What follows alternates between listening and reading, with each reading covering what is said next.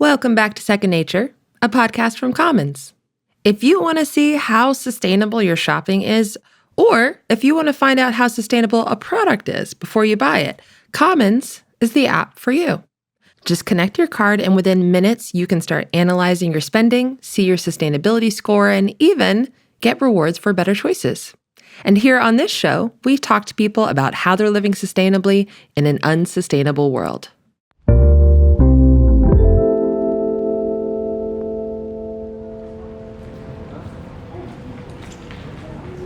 I think most people have found themselves at least once standing in the middle of a store aisle, a product in each hand, and you're reading those ingredients labels like you're going to get tested on them.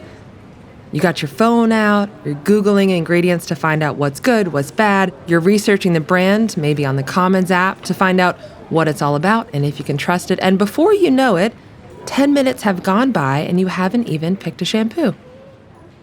When we have the time and money to choose more sustainable or less toxic options, we try to take it. In the Commons community, we see that personal care and cleaning are two categories where people were most likely to make a sustainable purchase. But being a mindful consumer who cares even a little bit about the safety and sustainability of ingredients in what you buy, it can be exhausting. And sometimes you feel like you're just stuck buying the least bad thing, which isn't a great feeling.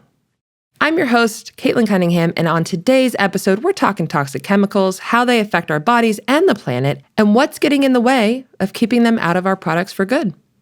Here we go.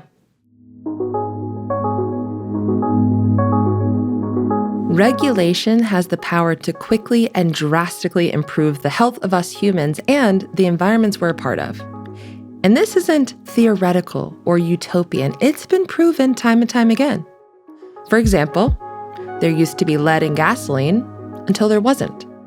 In 1973, the EPA mandated a phased-in reduction of lead in all grades of gasoline. And at that time, over 200,000 tons of lead was being used in gasoline every year. So that lead was ending up in the air, in the dirt, in the dust. This is not great because lead in the air can cause permanent nerve damage, anemia, and cognitive harm in children.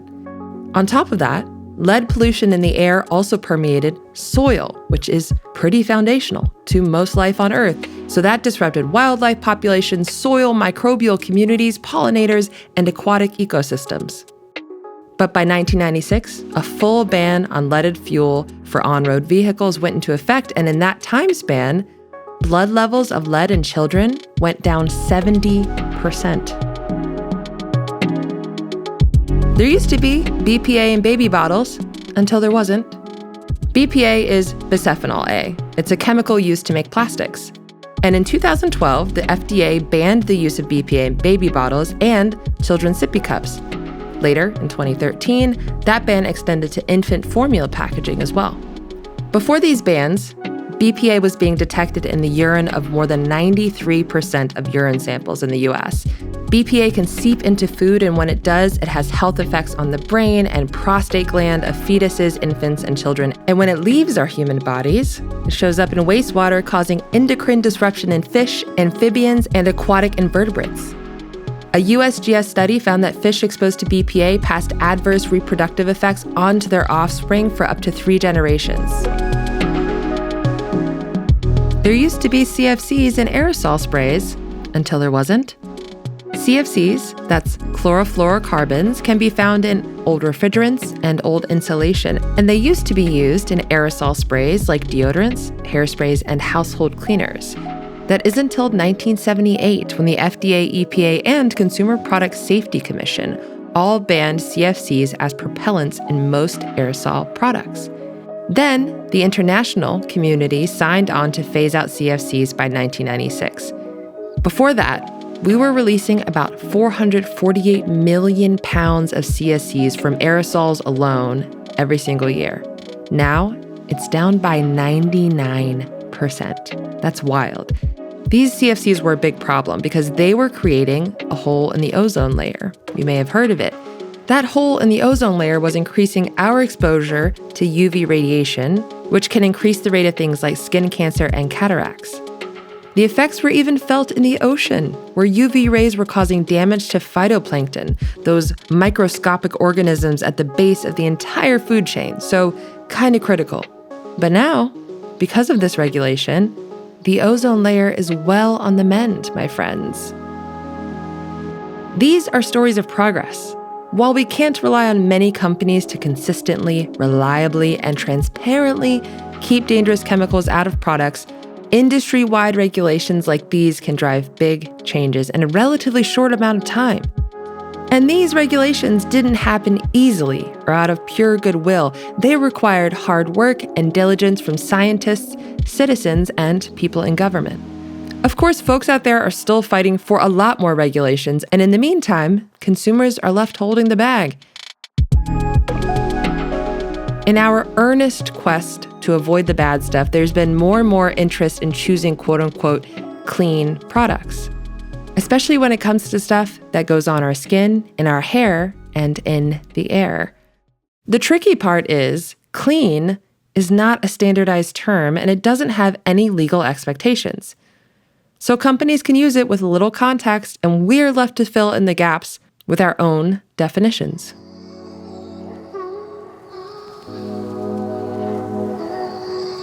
I remember being little, and when we had dance recitals and stuff, I would hate it because they would put makeup on me, and I would feel sick, physically ill. So I guess for me, clean beauty is anything that doesn't make me sick. Which is probably a narrower definition than what Sephora has. To me, clean beauty is any natural product that can be consumed. If whatever I'm putting on my skin is not something I would put in my body, then why am I using it? Some people may view that as extreme, but I like to keep things simple. Clean ingredients are important to me, but I try to hold that with a lot of nuance. My definition of clean is definitely less about whether something sounds quote-unquote clean or greenwashed or scary on a label, and more about what is the ecological footprint of the ingredients that make up this product? Who grew it? Under what conditions did they grow it? Is this product causing harm further up the supply chain? If there's a list of 50 ingredients in a product, I have a very hard time digesting that and understanding that that might be something that I should put on my skin. The best clean beauty products are those that connect us back to traditional ancestral knowledge while incorporating the best of modern science.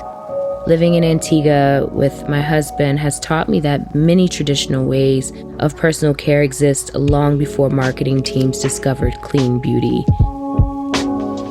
And so I think there's this misconception around what clean means, because clean could mean different things for different people. I do come from a science background, so I'm a little skeptical of vague wellness marketing that just slaps the word natural on something and calls it a day. Arsenic is natural, right? Doesn't mean that it's good for you. I don't trust the clean labels because it's just an advertisement. Seeds, fruits, herbs, and plants don't have a label and are not trying to sell me anything. So that's what I trust. Something that's straight from the ground, that's for me already. We have put our trust into companies for a long time with the assumption that they are creating products that are safe and high quality, yet we have seen time and time again that they are not. From asbestos in Johnson & Johnson baby powder, to the pesticide DDT, to leaded gasoline, to PFAS in nonstick pans, they continue to cut corners, reduce quality, and use untested chemicals. It is only now that people are rightfully starting to look at the ingredient label and questioning what the purpose of each ingredient is. I've been on a journey with clean beauty for the last year. I've thrown away all of my plugins, I've switched over all my perfumes and given away the ones that I absolutely adore and love. Part of it is holding companies accountable, but there is a individual responsibility to do your research as well. And I think our society is shifting towards being able to balance both, not just the corporate responsibility, but the individual responsibility as well. But I think it's misleading to say that we can just pick a toxic ingredient, something that we have new findings on, something that is incomplete in its research, and just automatically assume that that's toxic for everybody. I know being based in the US, we have different standards than elsewhere, like the UK has really rigid standards. So most of my beauty products, mascara, eyebrow, tinted moisturizer, are all from a UK company because I know that their practices for eco-friendliness and cleanliness are higher than ours here in the States, which is why food and drink and Kit Kats and soda all taste different in the UK and the EU. When I think about toxicity, I think about how consistent small exposure over the course of your lifetime can lead to terrible illnesses in older age. And I think the small amount of convenience I get from these products is not worth getting cancer. Toxicity is a very important factor. It matters to me. It should matter, I think, to all of us. But context is everything. So dose, exposure, bioaccumulation. I think that pesticide residues, endocrine disruptors, things with real ecological and human health data behind them are something that we should all be thinking about and considering when choosing what products we're eating. I try really hard not to get swept up in fear-based marketing that hasn't really been peer-reviewed. I'm looking at receipts. I'm very objective about what I'm looking at. What does the data say?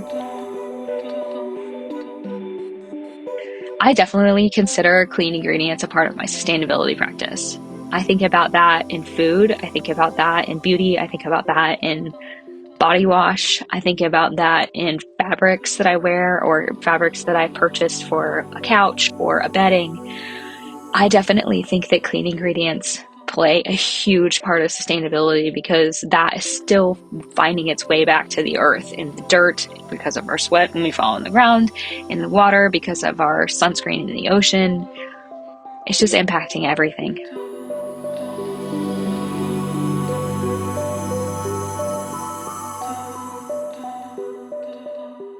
Most of us are out here trying our best.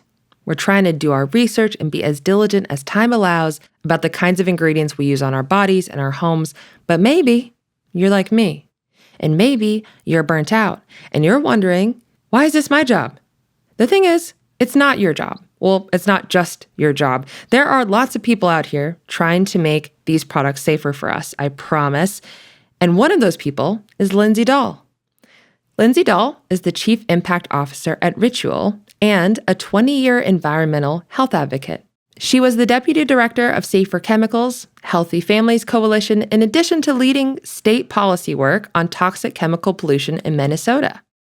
Over her impressive career, she has helped pass over 30 state and federal laws on toxic chemicals in consumer products. And she's the author of a book I highly recommend called Cleaning House: The Fight to Rid Our Homes of Toxic Chemicals.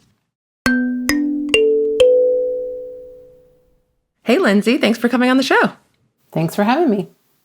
Every time I see news that a product I've been using forever has PFAS in it or something, I find myself Googling the label, trying to understand what I can trust. And honestly, doing all this research makes me kind of resentful. Like, I can appreciate this sort of doing your own research angle of things. And I know that it's super crucial for us to hold companies accountable, but I'm just kind of wondering, like, why is this my job? Shouldn't I be able to buy anything at the store and trust that it's not going to actively harm me? Is it naive for me to think that everything at the store should be okay for me to consume and have in my life?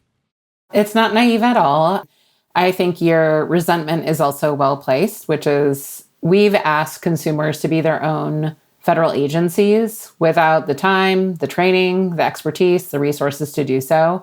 And it's totally unacceptable. And I think if you think about the issue of toxic chemical pollution, whether it's in our products in our home or in our drinking water, our food, the air we breathe, at the end of the day, the companies who are responsible for that pollution should be responsible for both the cleanup after the math or making sure that things like chemicals are safe long before they enter our consumer products. So I think there's an incredible power of mirroring the power of the consumer marketplace, as you at Commons know really well. Consumer power really does drive and change the narrative. However, with things that are really complicated, like removing toxic chemicals from consumer products, I think the biggest part of the solution actually doesn't fall on our shoulders, and it should fall on our state, federal, and international governments to turn the tap off from these toxic chemicals and not use them in the first place. And so it's not out of line for you to ask for that, because think about things like lead in household paint or lead in gas. Those are two great examples of interventions that we took, or banning smoking on airplanes.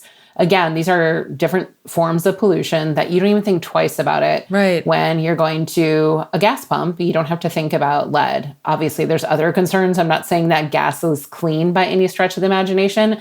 But the point is a lot of these types of laws, when they're passed, you just don't even have to think about them, which is exactly the way that it should be.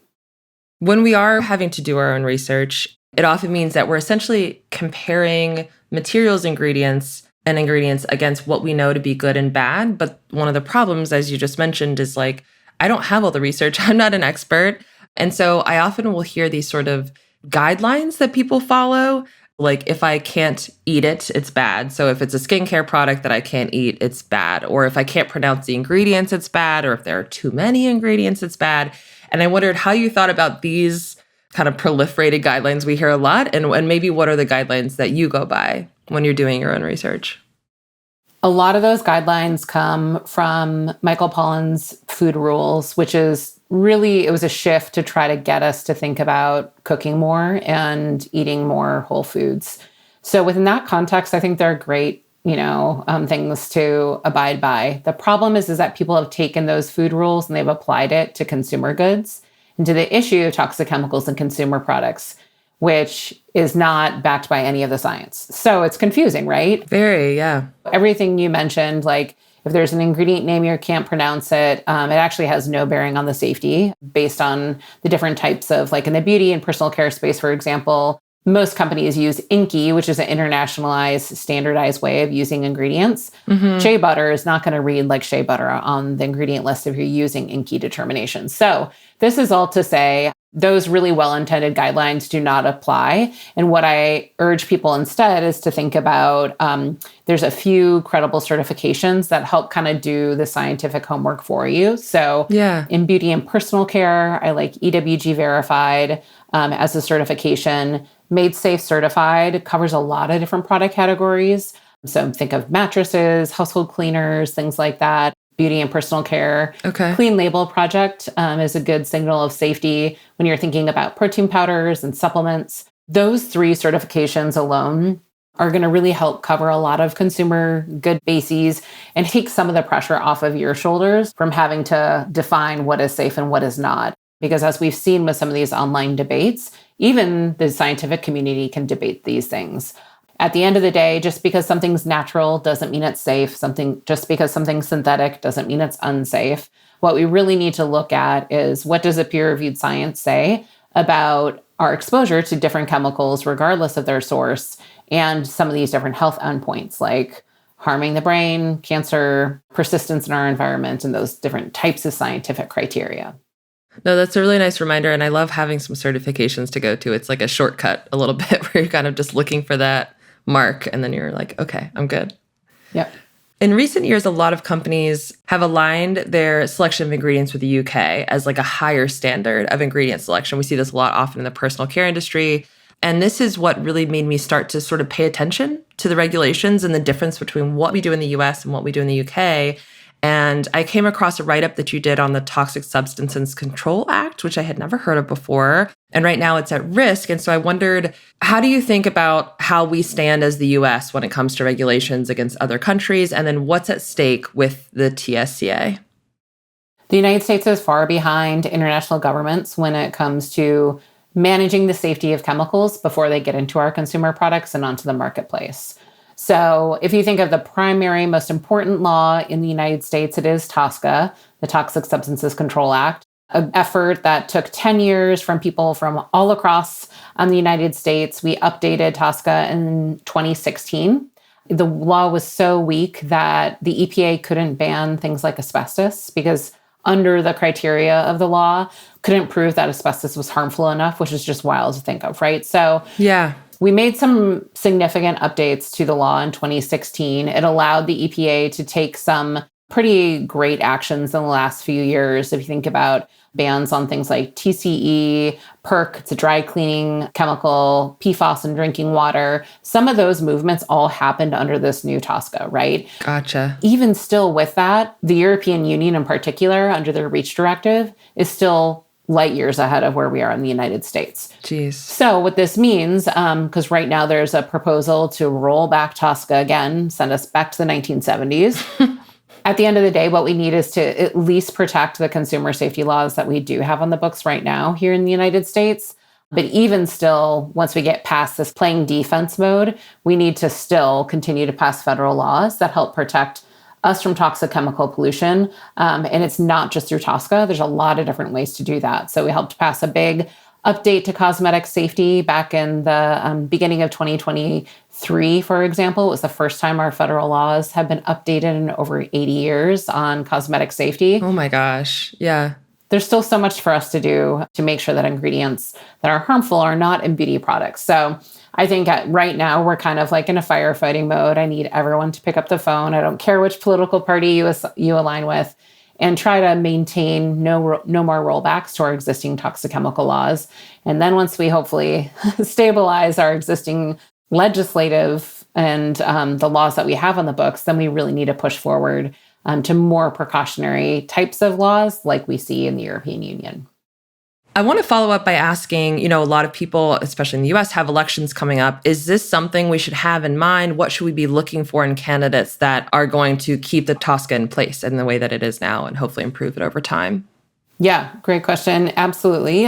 This is the issue of toxic chemical pollution is going to be an important topic for the midterm elections. And there's a couple things you can do. First, if you have races or people that are new to running for a seat, you should ask them, how would you vote for, or would you stand up for regulating the chemical industry and removing toxic chemicals from consumer products? So ask them the question when they're on the campaign trail. And if you have people that are in office that are going to be up for re-election, like the House of Representatives at the federal level, every 2 years is up for re-election, check out their voting records or send them an email and say, hey, I want to know how you're voting on these topics, because the more pressure they feel during an election cycle, it really shapes once they're either back in office or they're in office for the first time.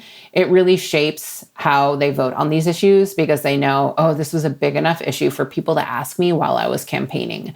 So those kind of top tier issues that come up really have a lasting impression on candidates, and then eventually when they become our elected officials. I know this might feel a little bit off track for some people. It's like I'm just trying to live my life, but when you think the next time you're reading the label at the store and you're agonizing over why is this my job? Those moments where you're able to call your elected representatives or the people running, those are the things that can make it to where you're not having to read those labels as much anymore. So it can save time down the line to take a few minutes to do something like that. Exactly. Working in the sustainability space, I feel like every week I'm learning some new information that helps me navigate the world, navigate the things that I buy. But it can be a little overwhelming, if I'm honest. And I read your book and it's overwhelming for you too. And you know so much more than I do. So I feel like the overwhelm's probably even bigger. So how do you balance it? How do you balance what we're just talking about? How do you balance staying motivated to take these sort of bigger actions at higher government levels while also, reading the labels for you and your kids before you buy certain products? How do you think about those two things, the big picture and the small picture, sort of? I spend 70% of my energy focusing on the big picture and 30% of my time focusing on individual consumer choices for me and my family. Gotcha. So that keeps me from avoiding a state of burnout. I've been doing this for 20 years. And if anything, the information overload and the nature of the science has gotten more depressing and more overwhelming. Yeah. And I haven't burnt myself out because I'm consistently focusing on the largest systemic changes that I can be a part of. I also get the benefit, which is also why I wrote my book, Cleaning House, to have passed so many state and federal laws that have really transformed and helped remove our exposure to certain toxic chemicals. So that gives me a lot of energy because I get to see firsthand that our voices still matter, grassroots action still matters. picking up the phone to call your members of Congress. People think it doesn't matter. I guarantee I can tell you it does. As the lobbyist on the other side of the conversation, engaging with those congressional offices, the more calls they get, the more engaged they are with people like me trying to help pass these laws that are going to protect our health and in the environment. So that's what keeps me energized and keeps me away from that feeling of overwhelm, is really just like keeping my eye on the biggest prize with the biggest solutions and the biggest rocks. I've done this for long enough now that I know that being really patient, you can't expect change to happen overnight. And so some cases, like I gave that example before, whether it was updating TSCA or the work we did on clean beauty legislation, those took 10 and 9 years respectively. And you don't have to have a 10-year fight in you as an individual. That's my job because I get paid to do that. But following the right organizations and the right people that will mobilize you at key moments in time. Like right now, it's like everyone's mobilizing around TSCA. Having your kind of finger on the pulse of who your organizations that are you're following, I think will help kind of protect people's brain space as well. Yeah. How do you go about finding those organizations? We had someone on from Moms Clean Air Force last season, so I know that that's one. Are there national organizations that come to mind for you, or is there like a directory? Can we Google something? How do we find these groups that are important to us? I have a long list in the back of my book for people that are interested, but I'll give you a few today. The first of which is Toxic Free Future. They work at both a state and federal level. They're really leading the charge to help protect TSCA. The other organization I would say is Natural Resources Defense Council, Environmental Defense Fund, Environmental Working Group.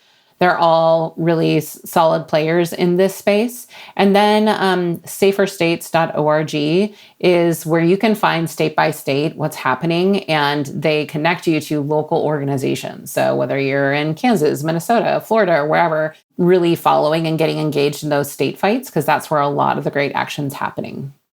Perfect. That's so helpful.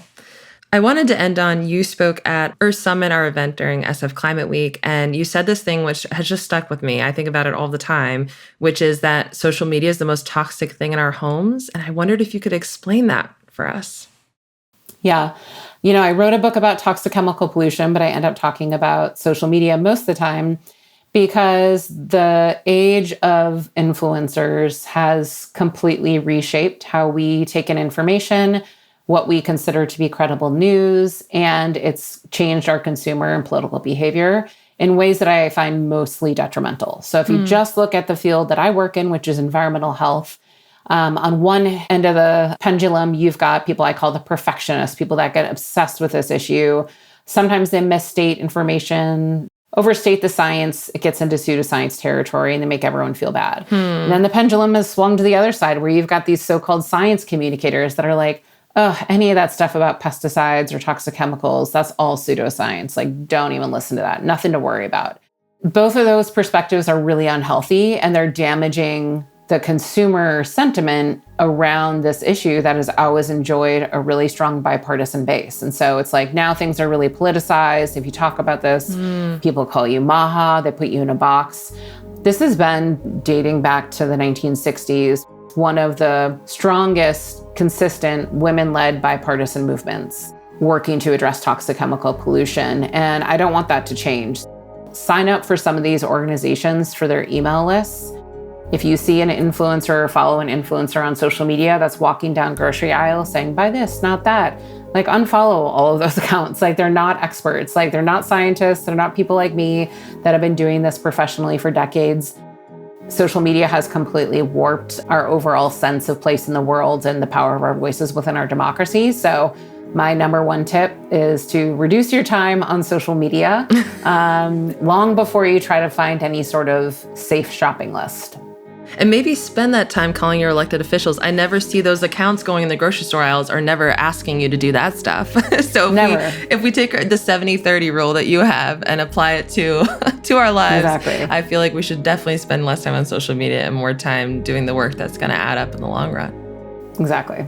Thank you so much for your decades and decades of work and for taking the time today on the show. I really appreciate it. Oh, I'm a huge fan of Commons and all that you do. So thanks for having me on. Thanks.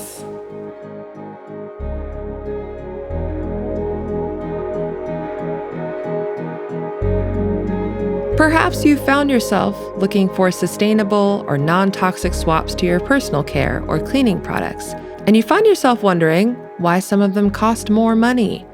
I know I have. So I called up Commons founder Centrale St. Paul to follow the money at play in this growing sector. Centrale, we have just heard about how far behind the US is when it comes to managing the safety of certain chemicals before they end up in our products. And despite this lag or this gap, there are plenty of products out there claiming to be quote unquote clean. So I wanted to follow the money of this clean industry. Oh, and it's a lot of money. In fact, clean beauty in particular is like its own whole sub-industry with a global market valued at over $7 billion. And it's projected to nearly double by the end of the decade. That's staggering. And there's not even a legally binding definition of the word clean. For sure. Any brand can use the word clean or natural or safe without meeting any certain set of standards. In fact, brands started using these words because they know they're attributes consumers are looking for, and there's basically no regulation. So it was a huge marketing opportunity. It seems like the more consumers are losing trust in the safety of products, the more we look for safety in these unregulated terms, unfortunately. And it doesn't mean that every brand using these terms is bad or has ill intentions, but what does happen is each brand comes up with its own set of rules. You see this all the time in the beauty industry. Sephora, Ulta, Goop, Target, they each have their own list of criteria around what they deem as clean. And each list is different and self-enforced. Do you think brands are charging more for products that they market as clean? They can, for sure. We see this reflected in our own data at Commons when we look at beauty retailers specifically.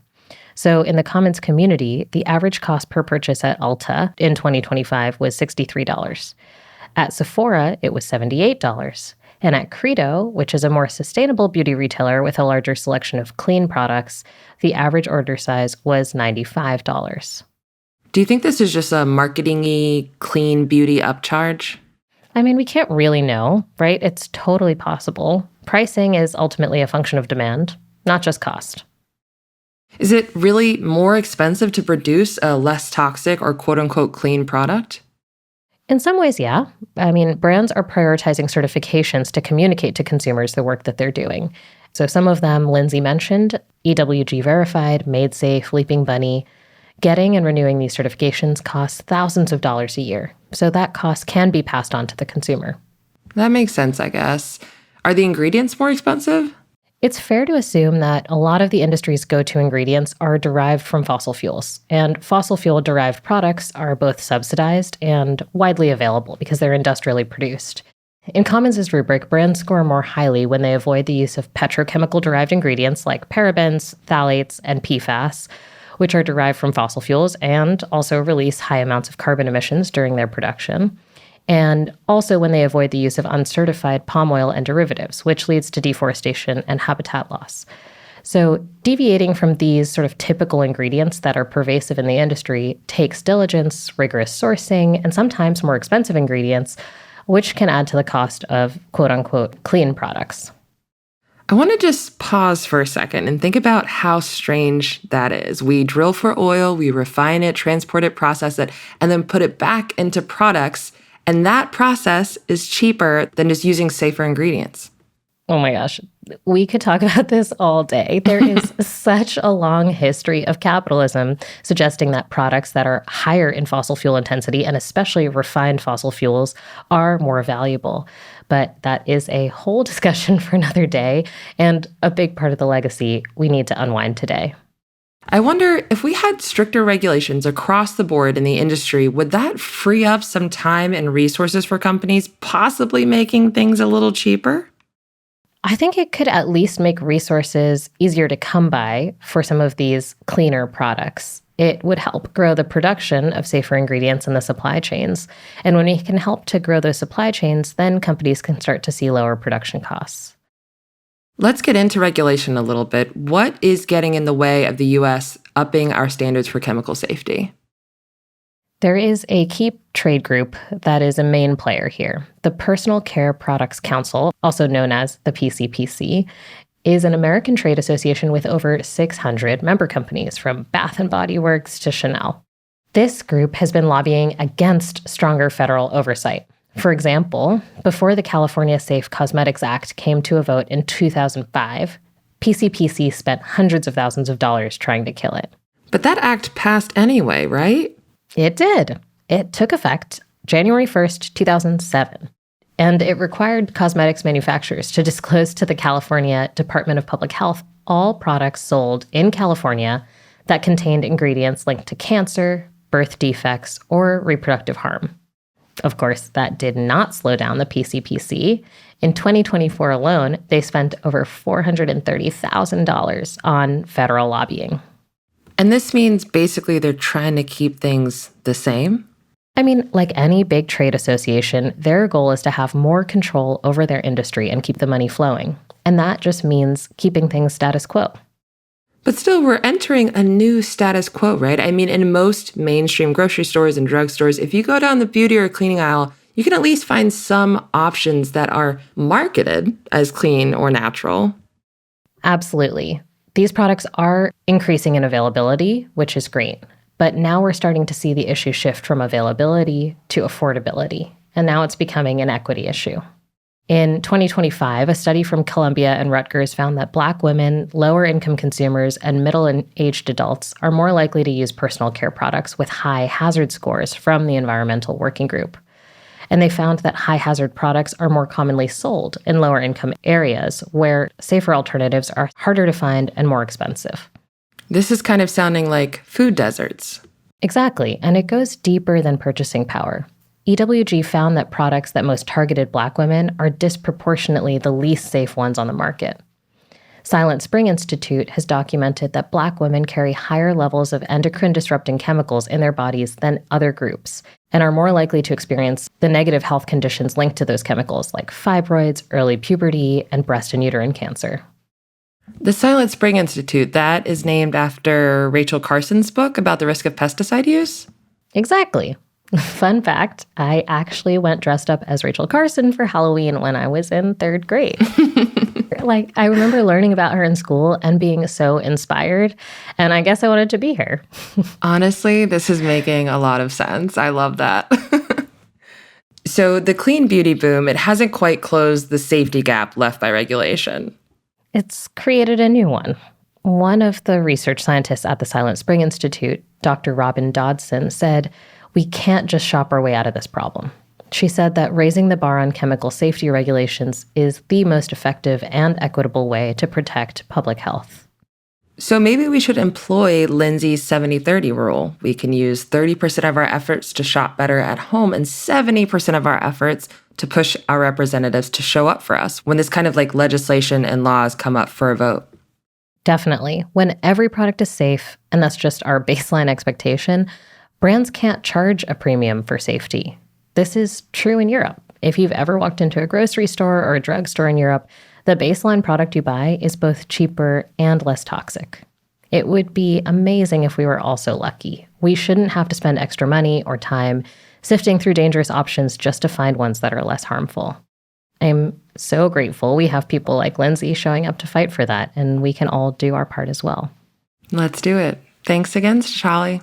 You bet.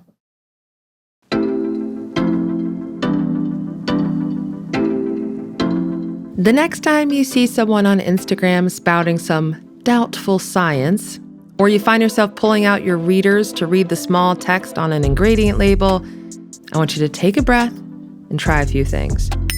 First, remember that you can only rely on verified sources. The Commons app is great, of course. We rate brands based on their sustainability, and part of that work is looking for fossil fuel-derived ingredients and ingredients that are explicitly harmful on the environment, like unrefined palm oil. For a deeper dive into toxicity, you can check sources like EWG. You can also look for the certifications that Lindsay mentioned. That's EWG for beauty and personal care, Made Safe for household things like cleaners and mattresses and beauty and personal care, and the Clean Label Project for things like protein powders and supplements. But don't forget, you should also call your reps and let them know that you expect them to pass laws to protect our health and our environment. And of course, try to stay motivated. It helps to find groups and causes that care about this stuff because regulation, change, progress can happen much faster when we all chip in a little. Thanks to the folks who shared how they navigate this very tricky landscape. Today you heard from Dom Altamari, Seattle, Washington. Grace Hebert, and I live in Atlanta, Georgia. Naya Simone, Florida and California. Sawyer, Morrisville, North Carolina. Doris Cheng, Taipei, Taiwan. Kayla Joy, and Liberta St. Paul, Antigua. Anna from North Dakota. This episode was edited and engineered by Evan Goodchild. It was written and produced by me, Caitlin Cunningham, with research support from McKenna McBriarty. Stick around for one more minute to hear from someone in our community who's doing climate work and needs your help. Thanks for listening, and I'll catch you back here next week. Hello, my name is Molly Barton. I'm recording from England in the UK. The group I'm involved with are called Planet Patrol. They are a not-for-profit organisation who work to clean up the country's waterways and rivers.